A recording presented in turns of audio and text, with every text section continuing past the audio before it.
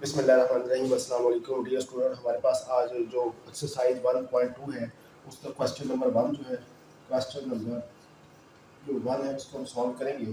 Question number 1 के अंदर हमें बताना है कि मैट्रिक्स जो है, नल मैट्रिक्स कौन सा है, आइडेंटिटी मैट्रिक्स कौन सा है, रो मैट्रिक्स कौन सा है और कॉलम मैट्रिक्स कौन सा है। तो सबसे पहले हमारे पास ए इज इक्वल टू 0 0 0 एंड 0। तो हमारे पास ये कौन सा मैट्रिक्स होगा, इसमें तमाम की तमाम वैल्यूज में अगर 0 है तो ये हमारे पास क्या होगा, नल मैट्रिक्स होगा। उसके बाद हमारे पास जो बी वैल्यू है वो हमारे पास है 2 3 एंड 4, 2 3 एंड 4। तो यहाँ पे जो मैट्रिक्स हमें दिया गया है ये हमारे पास बेसिकली रो मैट्रिक्स है,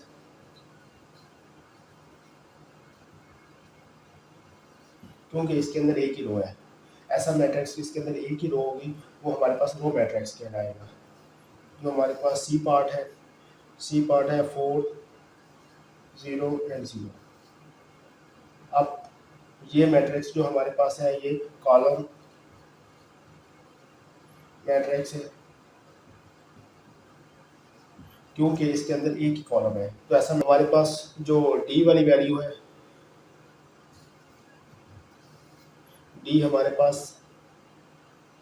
1 0 और 0 1।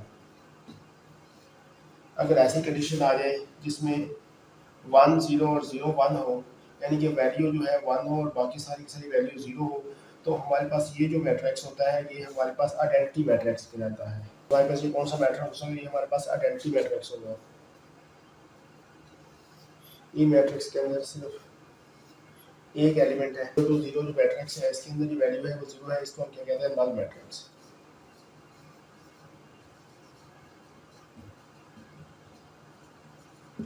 तो ये हमारे पास कौन सा मैट्रिक्स होगा, नल मैट्रिक्स होगा।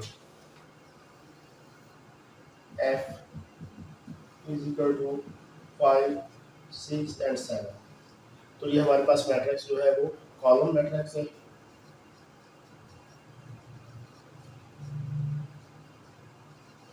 बिकॉज इस मैट्रिक्स के अंदर सिर्फ एक ही कॉलम है, तो ये हमारे पास क्या कहलाएगा, कॉलम मैट्रिक्स कहलाएगा। तो डियर स्टूडेंट, हमारे पास जो क्वेश्चन नंबर 2 है उस क्वेश्चन को हम सॉल्व करते हैं। क्वेश्चन ये है कि from the following matrix identify. ये मैट्रिक्स दी गए हैं और ये हमने आइडेंटिफाई करना है कि कौन कौन से मैट्रिक्स जो है वो स्क्वायर मैट्रिक्स है, रेक्टेंगुलर मैट्रिक्स है, रो मैट्रिक्स है, कॉलम मैट्रिक्स है, आइडेंटिटी मैट्रिक्स है और नल मैट्रिक्स है। तो सबसे पहले हमारे पास स्क्वायर मैट्रिक्स है। स्क्वायर मैट्रिक्स की जो डेफिनेशन होती है वो ये होती है कि number of rows are equal to number of columns. अगर ऐसा मैट्रिक्स जिसके अंदर नंबर ऑफ रोज इक्वल हो जाएंगी नंबर ऑफ कॉलम के, तो हमारे पास वो स्क्वायर मैट्रिक्स कहलाएगा। अब इसमें देखते हैं कि हमारे पास जो स्क्वायर मैट्रिक्स है वो कौन कौन से हैं। सबसे पहले हमारे पास जो पार्ट 1 है वो स्क्वायर मैट्रिक्स नहीं है, क्योंकि इसमें नंबर ऑफ रोज और नंबर ऑफ कॉलम्स जो है वो इक्वल नहीं है। हमारे पास जो 3 मैट्रिक्स है वो स्क्वायर मैट्रिक्स है, क्योंकि नंबर ऑफ रोज जो है वो equal to number of column है। इसमें नंबर ऑफ रोज जो है वो भी 2 है, नंबर ऑफ कॉलम जो है वो भी 2 है। तो ये हमारे पास जो पार्ट 3 है वो हमारे पास स्क्वायर मैट्रिक्स है। उसके बाद हम और देखते हैं कि स्क्वायर मैट्रिक्स कौन सा है। हमारे पास जो पार्ट 4 है वो भी स्क्वायर मैट्रिक्स है, क्योंकि इसमें भी number of rows are equal to number of column है। उसके बाद हमारे पास और स्क्वायर मैट्रिक्स कौन सा है, अब यहाँ पे देखें तो हमारे पास जो पार्ट 9 है वो भी स्क्वायर मैट्रिक्स है, क्योंकि नंबर ऑफ रोज जो है वो equal to number of column है। तो यहाँ पे 9 पार्ट भी आ जाएगा। और उसके बाद हमारे पास 8th वाला जो पार्ट है, देखिए इसमें नंबर ऑफ रोज भी 3 है, नंबर ऑफ कॉलम भी 3 है, तो ये भी हमारे पास क्या आ जाएगा, स्क्वायर मैट्रिक्स। उसके बाद है रेक्टेंगुलर मैट्रिक्स। रेक्टेंगुलर मैट्रिक्स की जो डेफिनेशन होती है वो ये होती है कि ऐसा मैट्रिक्स जिसमें number of rows are not equal to number of column. Rows जो है वो कॉलम के इक्वल नहीं होती, number of rows are not equal to number of column, तो हमारे पास वो क्या कहलाते हैं, रेक्टेंगुलर मैट्रिक्स कहलाते हैं। अब यहाँ पे देखें रेक्टेंगुलर मैट्रिक्स नहीं है, क्योंकि हमने डेफिनेशन पढ़ी है कि number of rows are not equal to number of column. ठीक है, रोज कॉलम के इक्वल नहीं है। तो इस तरह हमारे पास जो पार्ट 2 है ये हमारे पास रेक्टेंगुलर मैट्रिक्स है, क्योंकि number of rows are not equal to number of column. इसमें रोज 3 है और कॉलम 1 है। उसके बाद हमारे पास जो आएगा, उसके बाद हमारे पास 6 वाला पार्ट जो है वो भी रेक्टेंगुलर मैट्रिक्स है, because number of rows are not equal to number of column. उसके बाद पार्ट जो 7 है वो भी हमारे पास क्या है, रेक्टेंगुलर मैट्रिक्स है, क्योंकि इसमें नंबर ऑफ रोज जो है वो 3 और नंबर ऑफ कॉलम जो है वो 1 है। उसके बाद हमारे पास और कोई ऐसा मैट्रिक्स नहीं है जो कि रेक्टेंगुलर मैट्रिक्स हो। रो मैट्रिक्स की डेफिनेशन ये होती है कि ऐसा मैट्रिक्स जिसमें एक ही रो हो, यानी कि अरेंजमेंट ऑफ एलिमेंट इस तरह की जाती है कि वो तमाम एलिमेंट्स को अरेंज किया जाता है, वो एक ही रो के अंदर अरेंज किया जाता है, उसको हम रो मैट्रिक्स का नाम देते हैं। तो हमारे पास यहाँ पे कौन सा ऐसा मैट्रिक्स है जो रो मैट्रिक्स कहता है, हमारे पास पार्ट 6 है, is a row matrix because तमाम के तमाम एलिमेंट्स को एक ही रो के अंदर अरेंज किया गया है, इज अ रो मैट्रिक्स।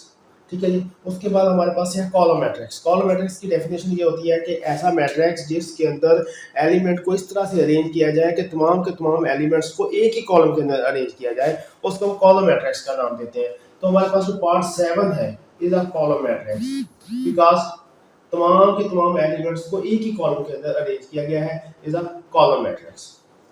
उसके बाद हमारे पास है आइडेंटिटी मैट्रिक्स। यहाँ पे देखिए 1 0 0 1, तो ये हमारे पास कौन सा मैट्रिक्स कहलाएगा, आइडेंटिटी मैट्रिक्स कहलाएगा। कौन सा मैट्रिक्स कहलाएगा, आइडेंटिटी मैट्रिक्स कहलाएगा। इसमें देखिए कि इलेक्ट्रॉनिक अरेंजमेंट ऑफ एलिमेंट जो इस तरह से की गई है कि यहाँ पे भी 1 है, यहाँ भी 1 है और बाकी सारी वैल्यूज जो है वो 0 है, is identity matrix. Null matrix में ऐसा मैट्रिक्स होता है जिसके अंदर कोई भी वैल्यू नहीं होती, यानी कि ग्रेटर देन 0 कोई वैल्यू नहीं होती। ठीक है जी।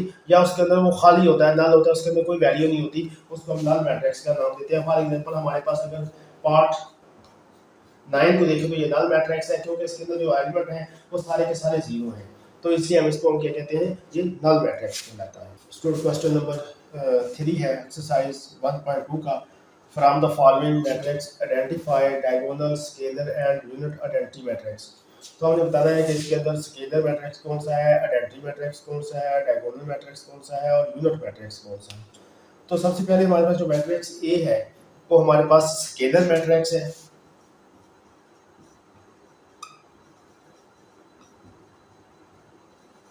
अब स्केलर मैट्रिक्स क्यों है कि डायगोनल अरेंजमेंट जो एलिमेंट है वो एक तो सेम है, दूसरा जो है वो 0 नहीं है। एक सेम है और दूसरा क्या है, 0 नहीं है, तो ये हमारे पास क्या है, स्केलर मैट्रिक्स कहलाएगा। उसके बाद जो हमारे पास पार्ट बी जो है हमारे पास जो है वो डायगोनल मैट्रिक्स है। डायगोनल मैट्रिक्स क्यों है, इसलिए है कि हमारे पास जो अरेंजमेंट ऑफ एलिमेंट है वो 0 नहीं है। देखिए यहाँ 2 है, यहाँ 0 है, यहाँ 0, यहाँ -1 है, तो ये हमारे पास क्या कहलाएगा, डायगोनल मैट्रिक्स होगा, डायगोनल मैट्रिक्स कहलाएगा। उसके बाद सी हमारे पास क्या है, यूनिट या आइडेंटिटी मैट्रिक्स कहलाता है, क्योंकि इसमें जो अरेंजमेंट ऑफ एलिमेंट की गई है डायगोनल, आप देखें यहाँ पे 1 और 1 है, यानी कि यूनिट मैट्रिक्स या आइडेंटिटी मैट्रिक्स को कहेंगे, यूनिट और आइडेंटिटी।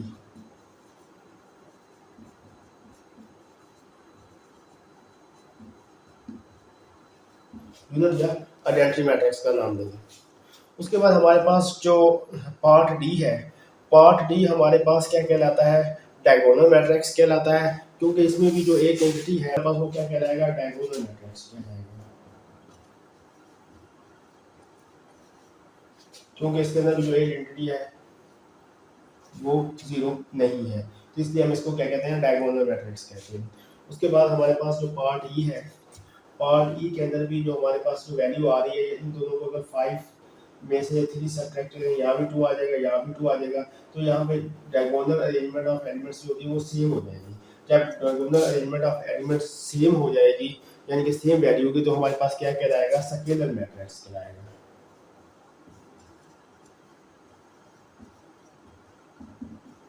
हमारे पास तो क्वेश्चन नंबर 4 है हमारे पास, find the negative of a matrix A B C D and E. तो हमने इनका नेगेटिव फाइंड आउट करना है। नेगेटिव फाइंड आउट कैसे करते हैं, हम क्या करते हैं कि मैट्रिक्स को माइनस के साथ मल्टीप्लाई कर देते हैं। तमाम की तमाम जो वैल्यूज हैं इनको माइनस के साथ मल्टीप्लाई कर देंगे, तो हमारे पास किस में कन्वर्ट हो जाएगा, नेगेटिव ऑफ द मैट्रिक्स में कन्वर्ट हो जाएगा। कैसे, minus A is equal to, अब माइनस ए के मैट्रिक्स ये है, तो यहाँ पे ये -1 हो जाएगा, ये 0 आ जाएगा और ये +1 आ जाएगा, तो ये हमारे पास आंसर आ जाएगा मैट्रिक्स ए का। अब मैट्रिक्स बी को कैसे नेगेटिव में कन्वर्ट करेंगे, -b इज इक्वल टू, अब यहाँ पे 3 यहाँ -3, यहाँ -2। अब ये माइनस के ऑलरेडी 1 है तो ये प्लस में कन्वर्ट हो जाएंगे, 1 आ जाएगा, और यहाँ -1 आ जाएगा। तो ये हमारे पास आंसर आ जाएगी।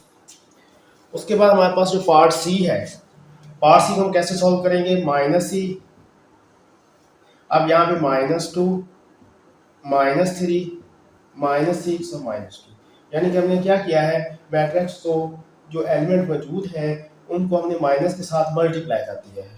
उनकी जो वैल्यूज हैं, जो साइन है, उनको माइनस से मल्टीप्लाई कर देंगे तो हमारे पास ये नेगेटिव आ जाएगा। उसके बाद -d, यहाँ -3 है तो यहाँ पे +3 हो जाएंगे, ये माइनस के 4 है, ये प्लस के 4 हो जाएंगे, और ये -2 और ये -5 आ जाएगा। तो ये हमारे पास डी का आंसर आ जाएगा। उसके बाद जो पार्ट ई है उसको बिल्कुल इसी तरह सॉल्व करेंगे। -e इज इक्वल टू, यहाँ -1, -2, अब यहाँ +5 आ जाएंगे। क्या आ जाएंगे? +5, क्योंकि ये माइनस इस माइनस से मल्टीप्लाई होगी तो हमारे पास प्लस में कन्वर्ट हो जाएगी, और यहाँ -3 आ जाएगा। तो क्वेश्चन नंबर 5 हमारे पास, find the matrix, find the transpose each of the following matrix. तो हमने ट्रांसपोज फाइंड आउट करना है। सबसे पहले जो ट्रांसपोज है उसकी जो अलामत होती है वो क्या है? T, small T. आप किसी मैट्रिक्स के ऊपर लिख देंगे उसका मतलब है ट्रांसपोज। ट्रांसपोज से मुराद ये होता है कि नंबर ऑफ रोज को अपने कॉलम में कन्वर्ट कर देना है और नंबर ऑफ कॉलम को अपने रोज के अंदर कन्वर्ट कर देना है। ये हमारे पास ट्रांसपोज कहलाता है। For example A T. अब ट्रांसपोज क्या होगा? हमने रोज को कॉलम में और कॉलम को रोज के अंदर कन्वर्ट कर देना है। अब यहाँ पे ये 0, 1 और -2, देखिए यहाँ पे हमारे पास कॉलम था, ये रो में कन्वर्ट हो गया, तो हमारे पास क्या आ जाएगा? ये मैट्रिक्स ए का आंसर आ जाएगा। बी, बी को बिल्कुल इसी तरह, बी ट्रांसपोज। अब यहाँ पे हमारे पास जो वैल्यू है वो रो के अंदर है, जब ट्रांसपोज करेंगे तो किसमें कन्वर्ट हो जाएगी? कॉलम में कन्वर्ट हो जाएगी। यहाँ 5, 1, -6 आ जाएगा, यानी कि रोज को कॉलम में, कॉलम को रोज के अंदर हम क्या कर देंगे? कन्वर्ट कर देंगे, तो हमारे पास क्या कहलाता है? ट्रांसपोज कहलाता है। बिल्कुल इसी तरह सी ट्रांसपोज। अब 1 और 2, 1 और 2 यहाँ आ जाएगा, क्योंकि ये यहाँ पे रो है तो किसमें कन्वर्ट हो गया? कॉलम में कन्वर्ट हो गया। And 2, -1, 3 and 0। जो रोज थे वो कॉलम में, जो कॉलम थे वो रो के अंदर कन्वर्ट हो गए। अब हमारे पास डी वाली वैल्यू है। डी वाली वैल्यू का ट्रांसपोज कैसे लेंगे? अब यहाँ पे आ जाएगा 2 एंड 3। हमने रो को किस में कन्वर्ट कर दिया? कॉलम के अंदर। अब यहाँ पे 0 आ जाएगा और यहाँ पे क्या आ जाएगा? 5 आ जाएगा, यानी कि हमने रो को कॉलम में कन्वर्ट कर दिया। तो ये हमारे पास क्या कहलाएगा? ट्रांसपोज कहलाएगा। बिल्कुल इसी तरह ई वाला पार्ट हम किस तरह करेंगे? ई ट्रांसपोज। अब यहाँ पे आ जाएगा 2, 3, -4 एंड 5, यानी कि हमने रो को कॉलम में कन्वर्ट कर दिया। F transpose. अब यहाँ 1, 2, 3 एंड 4, यानी कि रो को हमने कॉलम में और कॉलम को हमने किस में कन्वर्ट कर दिया है? रो में कन्वर्ट कर दिया है। तो हमारे पास वो ट्रांसपोज ऑफ द मैट्रिक्स कहलाएगा। अब क्वेश्चन नंबर 6 है हमारे पास, verify that if a is equal to 1 0 2 1 and b is equal to 1 2 1 0। तो हमें बताना यह है कि a ट्रांसपोज का ट्रांसपोज इक्वल टू a है और b का ट्रांसपोज इक्वल टू b है या कि नहीं है। हमने ये वेरीफाई करना है। तो सबसे पहले हम इसको सॉल्व करेंगे। कैसे सॉल्व करेंगे? a transpose. अब जब a का ट्रांसपोज लेंगे तो हमारे पास 1 2 0 एंड 1 आ जाएगा, यानी कि हमारे पास जो रो थी वो कॉलम में कन्वर्ट हो गई।